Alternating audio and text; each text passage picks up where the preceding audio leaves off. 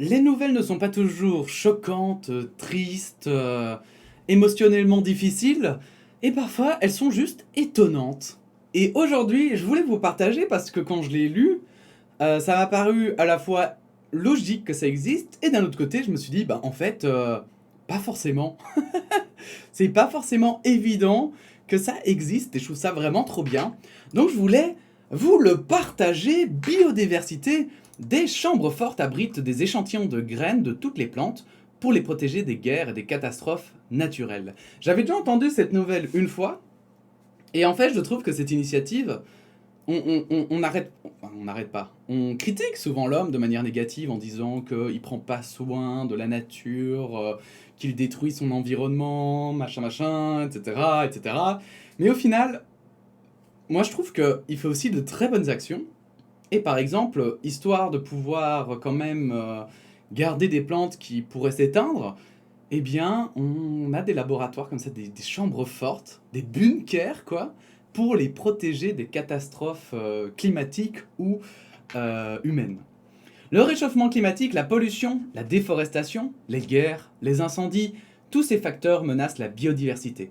L'extinction des espèces végétales est très rapide, c'est pourquoi il est nécessaire de sauvegarder des échantillons de chacune de ces espèces afin d'être certain de pouvoir les replanter si nécessaire. C'est trop bien, non? Enfin, moi je trouve ça vraiment trop bien. Je trouve ça incroyable. Donc si ça se trouve, enfin je veux dire, si on réussit à garder ce labo assez longtemps, genre j'invente, mais si ça se trouve dans 500 ans, il y aura des plantes qui se seront éteintes, mais on les aura toujours dans ce labo. Enfin je trouve ça dingue moi. Je trouve ça vraiment cool. Et ça pourrait faire d'ailleurs un super film parce que je sais pas si vous avez vu Wall-E, ça vous parlera, mais en fait dans Wall-E, ils auraient pu tomber sur le labo comme ça, en fait, avec des plantes qui ont survécu parce qu'on les a protégées, ça aurait été super beau. En Corée du Sud, l'arboretum national, l'arboretum pardon, national Baekdudaigan, j'ai essayé d'apprendre le coréen, j'adore l'écriture coréenne, mais je n'ai pas réussi à tenir, à 200 km de Séoul, est doté d'un centre de stockage des semences. Il renferme déjà près de 100 000 graines de 4 751 espèces. Cette grainothèque est abritée dans une chambre forte, ultra sécurisée et reliée au service de renseignement sud-coréen.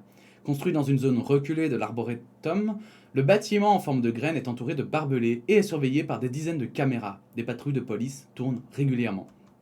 Donc je veux dire, genre c'est pas genre un bunker au milieu de nulle part où il y a trois pécores qui sont en train de s'occuper des plantes. Non, non, c'est un truc qui est surveillé par les services secrets. Enfin, je trouve ça génial, je trouve ça génial.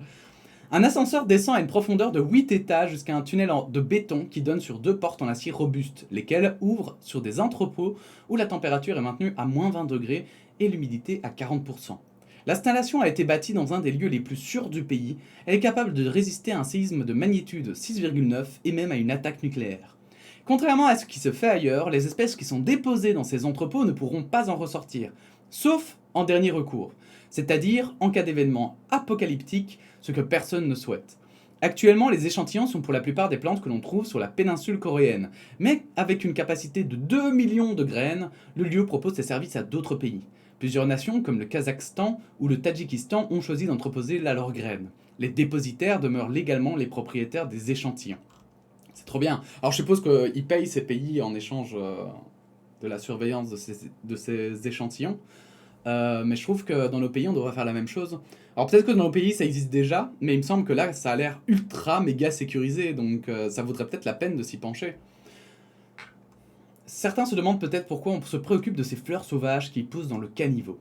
La recherche sur les espèces sauvages manque cruellement, s'inquiète la biologiste Na Chae-sun de l'Arboretum national Baekdudaigan. J'y arriverai.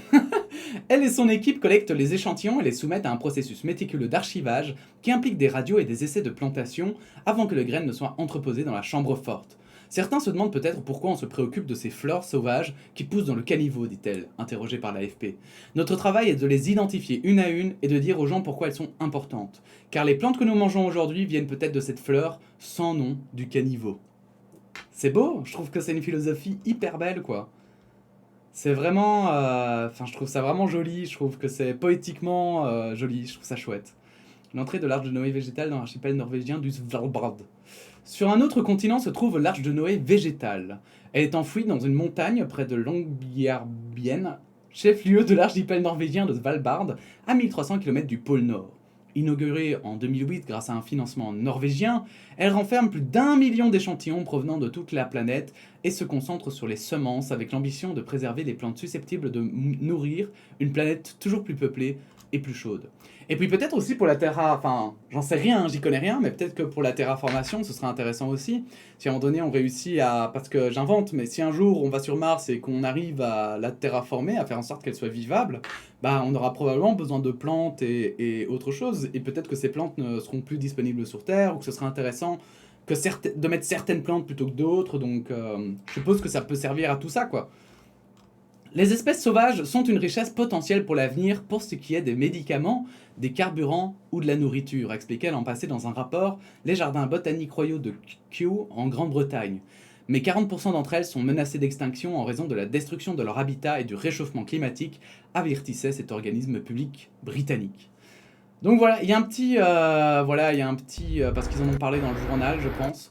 Donc si vous voulez, il y a des images qui sont là à regarder pour vous montrer un petit peu tout ça. J'ai trouvé que ça changeait un petit peu de ce qu'on pouvait traiter ici.